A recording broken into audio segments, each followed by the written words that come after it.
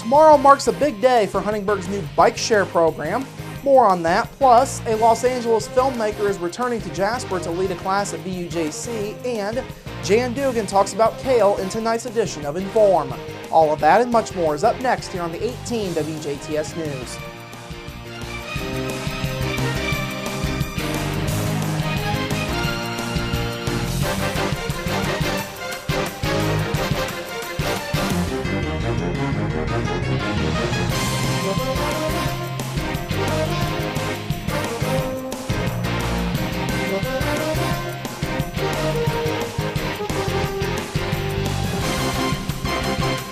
Hello, I'm Bradford Raths. We begin tonight with a pair of Jasper residents facing charges after a police investigation into drugs.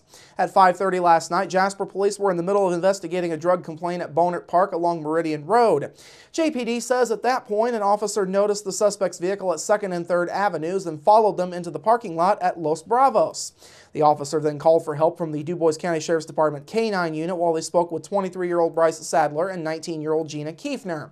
The K-9 soon indicated that there was contraband in the vehicle, and a further search found a loaded handgun in Sadler's backpack and drug paraphernalia. Sadler was arrested and lodged in the Dubois County Security Center, and he's charged with carrying a handgun without a permit and possession of paraphernalia. Meanwhile, Kiefner was released after being cited for possession of paraphernalia. The Indiana Department of Transportation says starting this upcoming Tuesday, May 26th, railroad crews will be closing State Road 145 in Birdseye. INDOT says State Road 145 will completely close in both directions while crews work at the location. Restrictions will be in place around the clock, and weather permitting, work is set to take about a week to complete. The official detour for heavy highway traffic will use Interstate 64 and State Roads 37 and 64. INDOT urges drivers to slow down and stay alert near construction crews. For construction updates and traffic alerts, you can follow INDOT on their Facebook and Twitter pages. A filmmaker who spent much of his life in Jasper will be teaching a special class at VUJC coming up next month. Los Angeles-based actor and filmmaker Jordan Jones will be leading the class The Art and Craft of Filmmaking. The class is part of the Kids' College initiative at VUJC and will be held June 9th through the 12th from 8:30 a.m. to noon daily. Now, the class aims to give students entering grade 6 and older a solid foundation to develop and create their own movies. Jones will give students steps to turn their vision of a movie into reality. Students will have hands-on training in the creative process and utilizing and understanding what tools are needed to make a film project fun and memorable, while being able to deliver their message to the world through film. Those participating in the class will need to bring a video recording device like a camcorder, flip camera, or a smartphone, as there will be a limited number of cameras available for loan. The cost of the classes is $99, and that includes a t-shirt. Registration deadline is coming up on May 29th, and for more information you can call VUJC at 481-5937. Jones was born in 1985. Originally from Connecticut, he was raised in Jasper with the dream of being on the silver screen, a dream inspired by his parents' work in the entertainment business.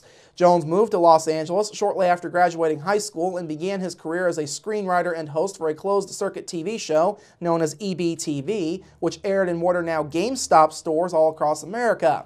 From there, Jones has gone on to have film credits in several movies, including Killing Uncle Roman, Blade Master, and The Love Punch. Jones recently returned from acting on tour with Marvel Universe Live, where he played Tony Stark. Tomorrow marks a big day for a new bike share program in Huntingburg. The new citywide program will mark its grand opening tomorrow with a ribbon cutting to be held at Huntingburg City Park. The ceremonies get underway at 10:30 a.m. Now, the new bike share program is being done with a partnership between the city and bicycle provider Zagster out of Cambridge, Massachusetts. Huntingburg Mayor Denny Spenner says there was also a lot of local help that made this project happen. Most of the credit goes there to the Dubois County Leadership Academy, a great organization that came up with this as one of their projects, came to the city, the park board endorsed the program. So as of Thursday afternoon, you'll be able to go to the city park and for a small fee be able to rent a bike. Use it as much as you want in return, and I think this is hopefully just the first of many stations to come, not only in Huntingburg but across the county. There will be 8 new bicycles in all set up at Huntingburg City Park. The idea for the program was presented last fall to the Huntingburg Park Board by the Dubois County Leadership Academy. Those interested in joining the bike share program can do so by downloading the Zagster mobile app or by going to zagster.com/Huntingburg. Rentals will cost $3 an hour or $24 a day, up to 24 hours. More recognition has been bestowed for a Spencer County campground. Lake Rudolph Campground and RV Resort was named among the top 10 best family campgrounds in the United States by TravelChannel.com. Lake Rudolph came in at number 9 on this year's list, and the list cited the many different amenities at Lake Rudolph, such as cabins, rental RVs, and cottages, along with the Christmas theme. Other entities on the list included Jellystone Park in Colorado, Herkimer Diamond KOA in New York, the Bend Sun River RV Campground in Oregon, Lakedale Resort at Three Lakes in Washington State, South Dakota-based Bluebell Campground, and Lake George Escape up in New York State. The complete article is available by going online to TravelChannel.com. Lake Rudolph is open daily through Halloween, and you can make your reservation by going to LakeRudolph.com or calling the number listed on your screen. The deadline is fast approaching for anyone interested in the chance to be the opening act on the Ferdinand Folk Festival's main stage this year.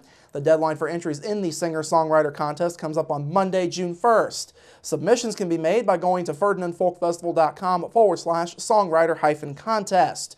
You can also find official rules and a downloadable form at that link.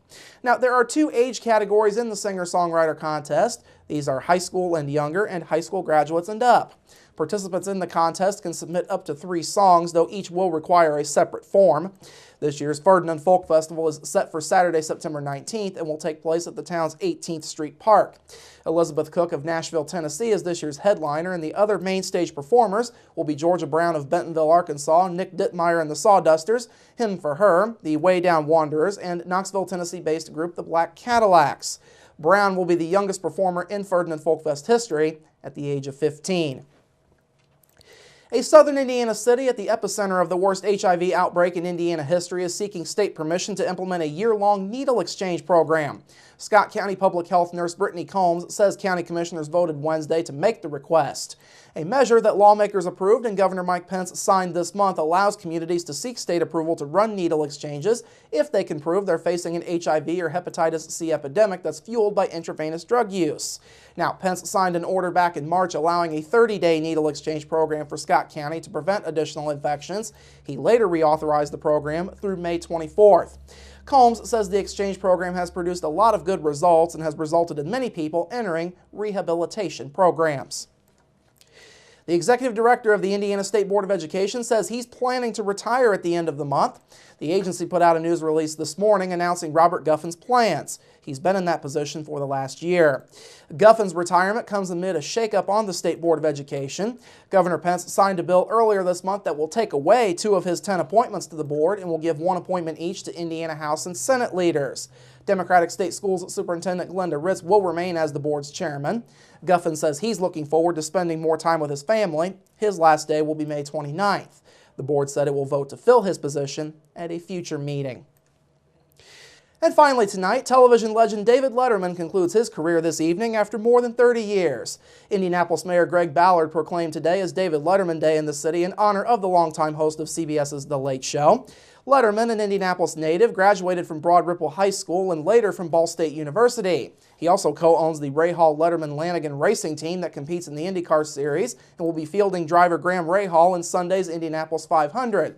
Letterman previously worked as a bagger at the now-closed Atlas Supermarket and as a local television weatherman. He also pioneered the Stupid Human Tricks segment on The Late Show, which once featured current Indiana Pacers coach Frank Vogel brushing his teeth with a spinning basketball at the end of his toothbrush. The final episode of The Late Show with David Letterman airs tonight on CBS at 11:30 Eastern Time. All right, coming up after the break, the weekend is looking pretty sunny, and later, all you need to know about kale. We're back after this.